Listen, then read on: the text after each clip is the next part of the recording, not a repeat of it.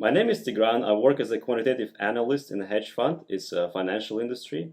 And I would like to give Git a rating of 5.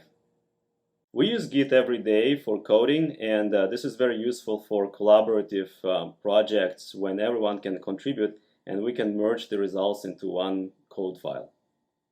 I like Git because we can work on various projects together with my coworkers, and it actually makes the task of merging easier because we always know who did what kind of changes. And I also like that we can actually collaborate remotely, so we don't actually have to sit in one office and talk about it, but we can work from various destinations and just merge the code all together at once. And I also like the fact that it has the command line interface, and this way it's easier to integrate it into various graphic interfaces like PyCharm or Emacs. What I like the least is the fact that you would have to go through additional training before you start using Git.